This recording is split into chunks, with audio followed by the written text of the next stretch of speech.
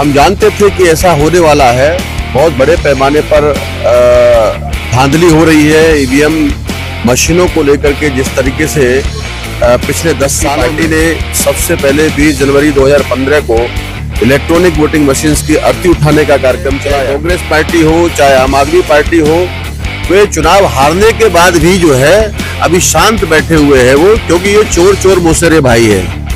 ये लोग सब जानते हैं कि ये घोटाला होता है, एक के बाद एक जो है ये सत्ता पर काबिज होते हैं। इससे पहले कांग्रेस की सत्ता रही, फिर उसके बाद आज बीजेपी की सत्ता है, और इन दोनों से जब लोग ऊब चुके थे तो फिर लाला केजरीवाल को उन्होंने आगे लाया। लाला केजरीवाल का कोई संगठन नहीं था, कोई कैडर नहीं था, ये आरएसएस के लोगों ने उसको जो वहां बिठाया था। आरएसएस के कैडर में अनवर साहब ने बनाए थे उस वक्त में। बहुजन हिताय बहुजन सुखाय के आधार पर जो पार्टी को खड़ा किया था, उसकी जगह पर सर्वजन नाम का कंसेप्ट आ गया, और सर्वजन की वजह से पूरा बेड़ा गर्क हो गया। उस पर दोस्त और दुश्मन की पहचान ही खत्म हो गई। और जब दोस्त और दुश्मन की पहचान आधार पर पार्टी बनाई गई है, ओबीसी के नाम पर हो या शेड्यूल कास्ट के नाम पर हो, तमाम पुरखों पूर्वजों के नाम पर वो पार्टियां हैं, मगर उनके अंदर में वो दुश्मन भी शामिल है, और वो लोग उनसे घोटाला करवाते हैं। वो लोग उनके ट्रैप में फंसे हुए लोग हैं।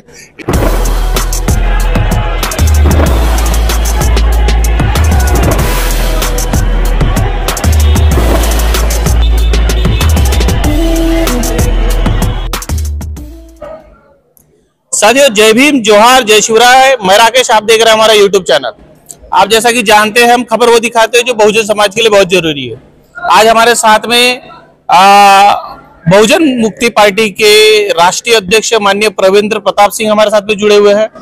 आप जानते हैं किस तरह से दिल्ली में किस तरह से सत्ता परिवर्तन हुआ, और इन सारी चर्चाओं को लेकर पूरे देश भर में संभ्रम निर्माण है, और इन्हीं सारी चीजों को लेकर आज हम कुछ बातें सर के साथ में करने वाले हैं। तो सर, हमारे चैनल पे आपका बहुत बहुत स्वागत है। जी, बहुत बहुत शुक्रिया जी। सर, एक हमारे दर्शकों को सबसे पहले ये बताइए कि दिल्ली में बहुजन मुक्ति पार्टी के कितने जो लोग हैं वो आपने वहां पर में मैदान में उतारे थे? देखिए, दिल्ली प्रदेश में बहुजन मुक्ति पार्टी का हमारा कोई कैंडिडेट नहीं था जी, मगर जिस तरीके से हालात और परिस्थितियां देश के अंदर में बन रही हैं इलेक्ट्रॉनिक वोटिंग मशीन्स को लेकर के, हम जानते थे कि ऐसा होने वाला है। बहुत बड़े पैमाने पर धांधली हो रही है ईवीएम मशीनों को लेकर के। जिस तरीके से पिछले 10 सालों में देश की जनता को जानकार बनाने का कार्यक्रम चलाया जा रहा है। बहुजन मुक्ति पार्टी ने सबसे पहले 20 जनवरी 2015 को इलेक्ट्रॉनिक वोटिंग मशीन्स की अर्थी उठाने का कार्यक्रम चलाया, तो उससे सारे देश भर में एक हंगामा हुआ। पहले लोग बात सुनने के लिए तैयार नहीं थे, मगर आज सारे देश की जो पार्टियां हैं, भले ही चुनाव हार जाती है, चाहे कांग्रेस पार्टी हो चाहे आम आदमी पार्टी हो, वे चुनाव हारने के बाद भी जो है अभी शांत बैठे हुए हैं वो, क्योंकि ये चोर चोर मौसेरे भाई है। ये लोग सब जानते हैं कि ये घोटाला होता है, एक के बाद एक जो है ये सत्ता पर काबिज होते हैं। इससे पहले कांग्रेस की सत्ता रही, फिर उसके बाद आज बीजेपी की सत्ता है, और इन दोनों से जब लोग ऊब चुके थे तो फिर लाला केजरीवाल को उन्होंने आगे लाया। लाला केजरीवाल का कोई संगठन नहीं था, कोई कैडर नहीं था, ये आरएसएस के लोगों ने उसको जो वहां बिठाया था। आरएसएस के कैडर ने उसको जो है मुख्यमंत्री बनाया। 70 सीटों में से 67 सीटें उसको चुनवा करके लाई गई। 10 साल से सरकार बना के रखी उनकी। तो ये केजरीवाल की औकात नहीं थी। ये बात सारी की सारी जो है वो कांग्रेस को डाउन करने के लिए, कांग्रेस का जो माहौल खराब हो चुका था पिछले सालों में, उसको कैसे उसकी जगह पर एक विकल्प खड़ा करना चाहिए, इस वजह से केजरीवाल को वहां पर लाया गया, और उसी ने उसकी हवा निकालने का काम किया। आप कैडर की बात कर रहे हैं सर, तो बहुजन मुक्ति पार्टी जो है वो किस तरह का, जिस तरह से बीएसपी जो है मायावती की पार्टी जो है वो पहले बामसेप नाम का कैडर कैंप चलाती थी, लेकिन कुछ समय बाद वो बंद होता हुआ दिखाई दिया। आप लोग जो है आपके कार्यकर्ताओं को किस तरह से ट्रेनिंग कर रहे हैं? देखिए, जब तक मान्यवर काशीराम साहब के हाथ में बहुजन समाज पार्टी की कमान थी, तब तक लोगों को वो हिस्टोरिकल कैडर कैंप और अपने पार्टी के बारे में दक्ष बनाने का कार्यक्रम चलाते थे। मगर जैसे ही उनकी आंखें बंद की गई, उनकी हत्या करवा दी गई, तो उसके बाद में बहन मायावती के हाथ में जब जैसे ही इसका जो है कमांडिंग आई, तो उसके बाद फिर जो है वो कैडर वेडर सारा बंद कर दिया गया, वो क्राउड बेस्ड पार्टी में तब्दील हो गया। और क्राउड बेस्ड पार्टी में तब्दील होने की वजह से जो सिद्धांत मान्यवर साहब ने बनाए थे उस वक्त में, बहुजन हिताय बहुजन सुखाय के आधार पर जो पार्टी को खड़ा किया था, उसकी जगह पर सर्वजन नाम का कंसेप्ट आ गया और सर्वजन की वजह से पूरा बेड़ा गर्क हो गया। उसमें दोस्त और दुश्मन की पहचान ही खत्म हो गई, और जब दोस्त और दुश्मन की पहचान खत्म हो गई तो ऐसी स्थिति में जो हमारे दुश्मन थे उनको दोस्त बनाने की बात कहने लगे। तो वो उसकी वजह से जो एक बेहतरीन किस्म का एक अमृत तैयार किया था, एक जीवनदायी दवा तैयार किया था अपने महापुरुषों की विचारधारा के आधार पर मान्यवर साहब ने, उसके अंदर में वो जहर डालने का काम जो है वो दुश्मनों को मिलाने का काम किया। उसकी वजह से सारा बेड़ा गर्क हो गया, आज जीरो पे खड़ी है। लेकिन बहुजन मुक्ति पार्टी इस बात को सबक लेकर के हम लोगों ने सारे देश भर में वो कैडर की व्यवस्था लगाई हुई है, चाहे राज्य स्तर का हो, चाहे आपका कमिश्नरी लेवल का हो, या उसके नीचे डिस्ट्रिक्ट लेवल का हो, या फिर विधानसभा स्तर का हो, बूथ स्तर तक का हो। हमारा बूथ स्तर तक का जो है वो कैडर कैंप बनाने का कार्यक्रम हम लोगों ने पिछले 10 साल में पार्टी को राष्ट्रव्यापी पार्टी बनाने का काम किया। पहले संगठनात्मक स्ट्रांग हम लोगों ने बनाया अपने पार्टी के संगठन को, उसके बाद में जनता के अंदर में मुद्दा ईवीएम का दिखाई दे रहा है। ये ईवीएम का मुद्दा बहुजन मुक्ति पार्टी ने सारे देश भर में फैलाया, और इससे भी बड़ी बात यह है कि बहुजन मुक्ति पार्टी जिस मदर ऑर्गेनाइजेशन से प्रेरणा लेकर के हम लोगों ने पार्टी बनाई, वो मात्र संगठन भी सारे देश भर में इस बात की जानकारी देने का काम करता है। सर, ईवीएम हो या वामसिप संगठन हो, ईवीएम का मामला जो है महाराष्ट्र में बड़े पैमाने पे उछला। आपने देखा कि विधानसभा के चुनाव थे और ये मामला काफी चला, लेकिन उसके बाद में संसद में बाबा साहब के विरोध में भाषण हो, या फिर परभनी का मामला हो, या फिर कुंभ का मेला हो, तो ये इन सब चीजों में जो है ये ईवीएम का मामला कहीं ना कहीं ठंडे बस्ते में जाता हुआ दिखाई दिया। यही बात है कि अभी कुंभ के अंदर में कितनी बड़ी त्रासदी हुई है। कुंभ के नाम पर जो है इलाहाबाद में, उत्तर प्रदेश में जो महाकुंभ के नाम पे मामला चल रहा है, उसमें तमाम लाशें, तमाम अनहोनी हुई, तमाम ट्रेजेडी हुई। पहले आग लगी गई, उस पर पर्दा डाला गया, उसके बाद में लोगों की कुचल करके हत्या करवा दी गई, वहां पर जो है उस पर पर्दा डाला गया। फिर ये चुनाव घोषित हो गया, ईवीएम का उठता हुआ एक तूफान था, उसको दबाने के लिए ये सारा खेल शासक जातियों के द्वारा होता है। और अभी इस महीने में 1 तारीख को बजट, 1-2 तारीख में स्टार्टिंग में बजट लाया गया, तो भारत सरकार का जो बजट है वो लगभग 50 लाख हजार करोड़ रुपए से ज्यादा की बजट है, भारत का जो बजट है। लेकिन उस बजट पे चर्चा होने की बजाय, बजट इतने रुपए का, इतने लाख हजार करोड़ रुपए का बजट है, उसके बाद भी भारत के अंदर में भुखमरी क्यों फैल रही है? भारत की 80 करोड़ जनता को जो है मुफ्त देने का मामला क्यों हो रहा है? ये सारा जो है दवाइयां नहीं हो रही है, महिलाओं के ऊपर में डेली अत्याचार हो रहा है, अन्याय हो रहा है, लड़कियों के ऊपर में बलात्कार हो रहे हैं। तो ये अव्यवस्था, ये जंगलराज स्थापित करने का काम सबके पीछे अगर देखा जाए तो वो ईवीएम है। अयोध्या में भी एक दलित लड़की के साथ में जघन्य अपराध हुआ है, आपने सोशल मीडिया के माध्यम से देखा होगा। तो बहुजन मुक्ति पार्टी ये सारी घटनाक्रम को किस तरह से देखती है? ये बहुत ज्यादा, इस सब सारी चीजों की जो जड़ है वो ईवीएम है।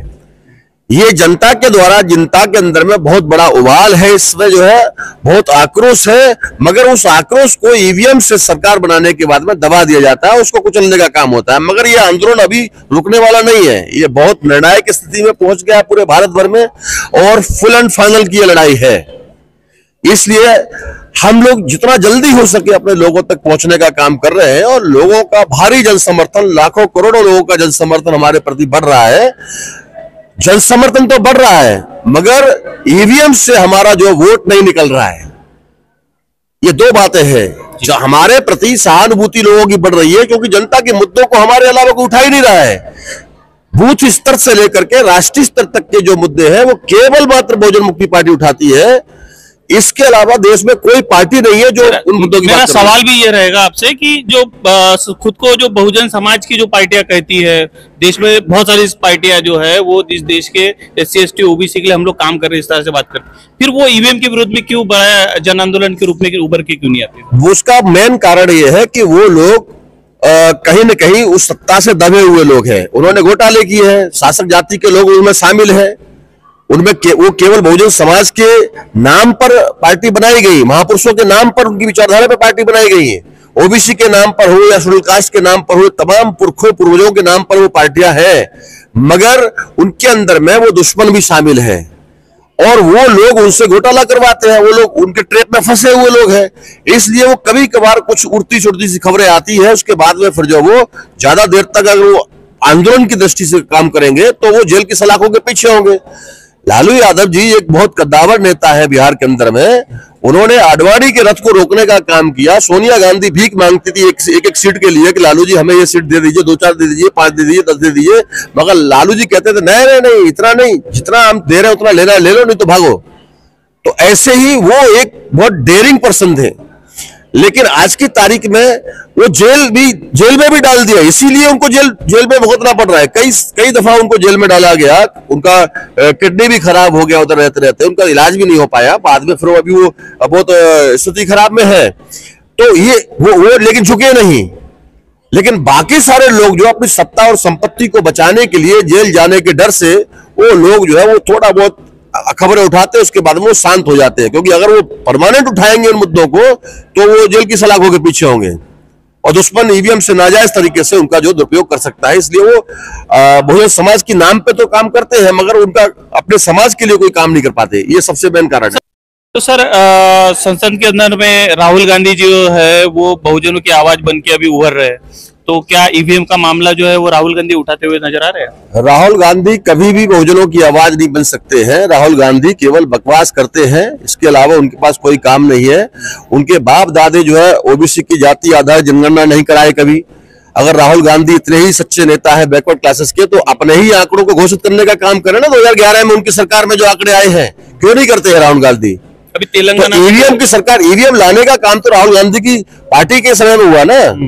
कांग्रेस के जमाने में ईवीएम लाई गई तो मनोज सिंघवी ने प्रस्ताव रखने का काम किया उस समय ईवीएम लाने का। आडवाणी ने, अटल ने उसका समर्थन किया था उस समय जो है। तो ये सारे लोगों ने, ये चोर लोगों ने जो ईवीएम लाने का काम किया, क्योंकि इस देश में बहुजन नायक मान्यवर काशीराम साहब ने एक नारा दिया था कि वोट हमारा, राज तुम्हारा, नहीं चलेगा नहीं चलेगा। ये स्लोगन उनके लिए जानलेवा साबित हो रहा था उस समय, और यही स्लोगन कांग्रेस के लिए आत्महत्या करने का मामला था उस समय। जो इसको कैसे रोका जाए, इसलिए ये ईवीएम नाम का राक्षस लाने का काम दोनों म्यूचुअल अंडरस्टैंडिंग से इन लोगों ने लाने का काम किया और 2004 में लाया।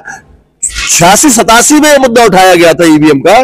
पहली दफा अगर देखा जाए तो 81 के अंदर में ईवीएम का पारुल कॉन्स्टिट्यूएंसी जो केरला की है, वहां जाकर के विधानसभा के बाई इलेक्शन में ईवीएम का पहला प्रयोग किया गया। उसके बाद में 81 से लेकर के 2004 तक इसको तमाम जो संवैधानिक प्रक्रिया है उसको पूरा करते हुए नाजायज तरीके से इसको लागू करने का काम किया। और उसके बाद में 4 से लेकर 14 तक 10 साल तक 2 पंचवर्षीय जो है कांग्रेस की सत्ता रही। ये इसमें कैसा घोटाला होता है, कैसे वोटों की गड़बड़ी होती है, कैसे टेम्परिंग होती है, ये सारे सबूत बीजेपी के लोगों ने लाने का काम किया। और कोर्ट में, हाई कोर्ट में गए, सुप्रीम कोर्ट में गए, सुप्रीम कोर्ट ने निर्णय सुनाया और उसके बाद में सारा मामला जो फिर सबके सामने आया। तो कांग्रेस ने ही लाने का काम किया। कांग्रेस के लोग अगर ईवीएम की बात उठाते हैं तो वो एक तरीके से 200% झूठ है। वो कभी भी इसको उठाने वाले नहीं है। वो केवल ये देश में जो जनाक्रोश उभर रहा है उसको मिट्टी पलित करने का काम करते हैं, केवल रोकने का मामला। ये स्पीड ब्रेकर है कि कहीं वास्तविक हाथों में ये नेतृत्व नहीं चला जाए, वास्तविक जगह पर जो है ये लोग जुड़ ना जाए, इसलिए वो कांग्रेस के लोग उसको स्पीड ब्रेकर की तरह रोकने का काम करते हैं। सर, बहुजन मुक्ति पार्टी एक राजनीतिक दल है, तो बहुजन मुक्ति पार्टी आने वाले समय में चुनाव लड़ेगी या ईवीएम के विरोध में जन आंदोलन करेगी? देखिए, बहुजन मुक्ति पार्टी ये केवल राजनीतिक दल ही नहीं है, बल्कि राजनीतिक दल के साथ साथ में एक जन आंदोलन है, एक विचारधारा है। बहुजन मुक्ति पार्टी ये देश में जन आंदोलन, जन क्रांति करने के लिए ये कैडर बेस पार्टी है और निश्चित तौर पर भारत का हुक्मरान बनाने के लिए देश के मूल निवासियों को ये काम कर रही है। तो हमें जो भी आवश्यकता पड़ेगी आने वाले समय में, ईवीएम का तो एक मुद्दा है, एक मात्र मुद्दा है, मुद्दे बदलते रहते हैं। ये देश में मूल निवासी बहुजन समाज के आधार पर, मूल निवासियों को, महापुरुषों के आधार, उनकी विचारधारा के आधार पर देश के बहुसंख्यक लोगों को जो हजारों साल से गुलाम, पीड़ित है, लाचार है, बेबस है, उनको देश की मुख्य धारा में जोड़ करके हुक्मरान बनाना हमारा मकसद है। इसलिए एक विचारधारा है, एक जन आंदोलन है बहुजन मुक्ति पार्टी, एक अनुशासन का नाम है बहुजन मुक्ति पार्टी, एक कैडर बेस्ड पार्टी है। सर, हमारे चैनल के माध्यम से इस देश के जो बहुजन लोग हैं और साथ ही जो बहुजनों की पार्टियां हैं उनको क्या संदेश देना चाहिए? मैं आपके चैनल के माध्यम से केवल देशवासियों को एक ही संदेश देना चाहता हूं कि अगर आप अपनी गुलामी को खत्म करना चाहते हैं तो जल्द से जल्द आप बहुजन मुक्ति पार्टी के साथ में जुड़िए, सदस्य बनिए, इसको लाखों करोड़ों लोगों तक, घर घर तक, बूथ स्तर तक, गांव गांव तक पहुंचाने का काम करें। और इस चैनल को भी सब्सक्राइब करें आप लोग, क्योंकि ये चैनल वास्तव में निष्पक्ष रूप से ये यूट्यूब चैनल है और यूट्यूब चैनल के माध्यम से तमाम जो आपकी आवाज है, जिसको शासक जाति के लोग, मेनस्ट्रीम मीडिया के लोग दबाने का काम करते हैं, ये सोशल मीडिया के माध्यम से आप जैसे लोग जो मेहनत करते हैं उसके माध्यम से ये लाखों करोड़ों लोगों तक आपकी आवाज को बुलंद किया जा सकता है। तो इसलिए ज्यादा से ज्यादा आप लोग इस चैनल को भी सब्सक्राइब करें और हमारी बातों को करोड़ों लोगों तक पहुंचाने का काम करें। यही मैं संदेश आपके दर्शकों को देना चाहता हूं और दुश्मनों को एक वार्निंग भी देना चाहता हूं कि या तो आप सुधर जाइए और नहीं सुधरते हैं तो देश की जनता, देश के मूल्यवासी आपको सुधारने का काम करेंगे। आने वाले समय में आपको भी, अगर इसी तरीके से आपका ये चलता रहा तो निश्चित तौर पर आपको भी सूली पर चढ़ाने का काम देश की जनता कर सकती है। इसमें कोई बड़ी बात नहीं है। तो शुक्रिया सर, बहुत बहुत धन्यवाद। तो साथियों, इस देश में अब जो परिस्थितियां है वो कहीं ना कहीं बहुजनों के साथ में होती हुई दिखाई दे रही है।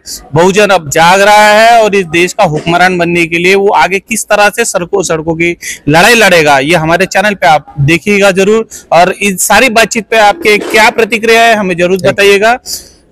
लाइक कीजिए, शेयर कीजिए, सब्सक्राइब कीजिए। धन्यवाद।